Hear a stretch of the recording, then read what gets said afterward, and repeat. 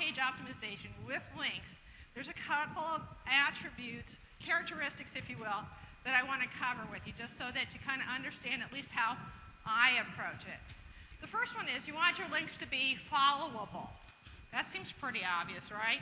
Search engines find links throughout the internet, and they crawl them, and they'll go back to your site. That's how your site gets found in the first place. That's how your site gets indexed, different pages. That's how your site eventually ranks. Okay, static HTML links, that's what you want. Dynamic links, typically written in JavaScript, you don't want. Common thinking is the search engine spiders can't follow those. There is one other thing to consider with an HTML link. There is a Google tag, there's a tag, I should say it this way, there's a tag that the Google spider recognizes. It's called the nofollow tag. And you want to try to avoid links that have the nofollow tag. Now, those links will still work with MSN and Yahoo, okay? But Google is a little bit more difficult. So try to stay away from nofollow tags. Second thing you want to know about links, reputation. That doesn't mean like good reputation or bad reputation. That means, what are you trying to tell the search engine that your site is all about? If I want to rank for golf gifts, well, I might put some anchor text in with that static HTML link that says golf gifts, right? As it follows through, it's going to read golf gifts and go, okay, I think this site's about golf gifts or golf accessories or whatever it is I want to rank on. I'm going to tell the search engine as part of my reputation. Put it in the anchor text. And then the last thing has to do with what I call perceived quality. And this is really just a Google issue. I kind of think of the three search engines as having personas. And MSN, and I say this with no disrespect, I think of as a guy because, well, it's kind of simple, it's very direct, easy to manipulate. All right? But don't get me wrong, I like guys and I like MSN. I wish it was a bigger search engine. Easy to dominate, it really is. Okay, Yahoo, I think of Yahoo as like an old dog.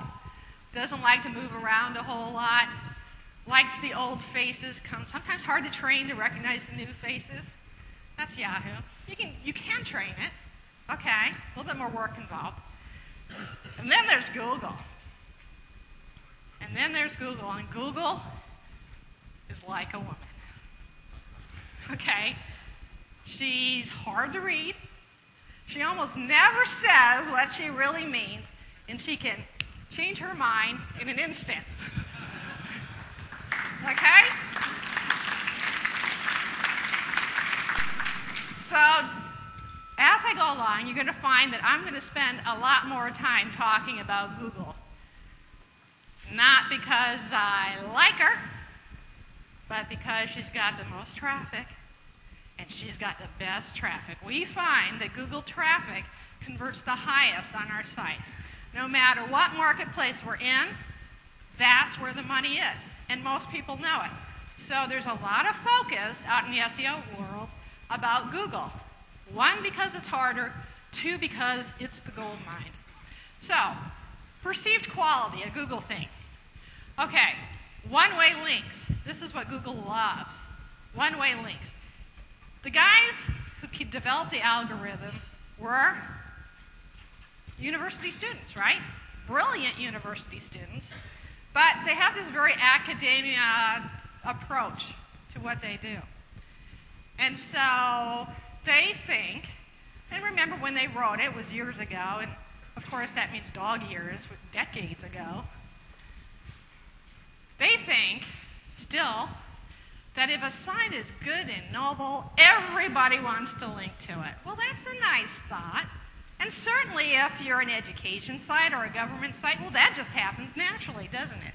But if you're in the world of e-commerce, how many of your competitors are going to link to you because they think you're nice? Not too many. So it makes our job, if you're in a commerce-related field on the internet, tougher. But understand that Google wants one-way links because they think they're better. You may hear a lot of comment about reciprocal linking is dead, reciprocal linking is bad. It's not so much that it's bad, it's just that Google filters the benefit of reciprocal linking. It actually expects you to do a little with like sites something that's on subject or complementary. Okay, don't think you can never have a reciprocal link. Just realize that it's not going to be the mainstay of your linking strategy.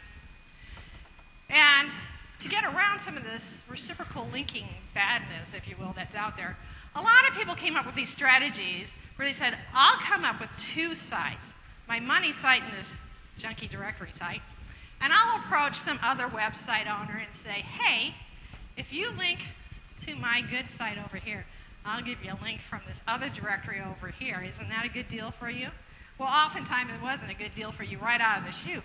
But beyond that, Google's very good at detecting what's called a tight linking circle. So it doesn't take long for Google to figure out that even with different IP addresses, perhaps site A and B are really related because they're always making these weird little triangular loop trades.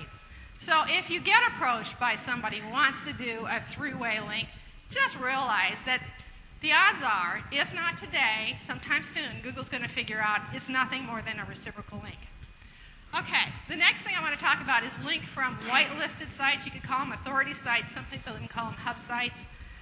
Those are preferred. And one way you can kind of tell a whitelisted site is if it has a lot of PageRank, PR. I'm going to talk just a minute about PageRank because it's an important concept. PageRank, if you download the Google toolbar, it's on the Google toolbar. Maybe some of you already have that with, downloaded and it's in your browser. When you visit pages, part of that Google toolbar has this little bar, and sometimes we call it the green bar, okay? And if you mouse over it or hover over it, while you're on a page, up will come some value between 0 and 10. Okay, PageRank is logarithmic. It's not linear. So a PageRank 4 is way better, way more than 2 times better than a PageRank 2 site, okay? But also realize that as you're using this Google toolbar, it's not the best tool in the world, okay? I'll harken back to the corporate world because I was in it for a while. If a publicly traded company releases its earnings, how many times a year? 4. But how many times does Google update the toolbar? About 4 times a year. And then it takes a couple weeks for those public companies to get all the work done, go to the numbers, right? So by the time you see the results, they're old, okay? They're old. And then you don't get any more communication for another 90 days after that. Well, the Google toolbar is the same way, okay? They're only updating about 4 times a year. They don't even give you the dignity of telling you when they're going to do it or when they have done it. Okay, and by the time it does come out, it's already dated information. But as bad as it is, it's all we got.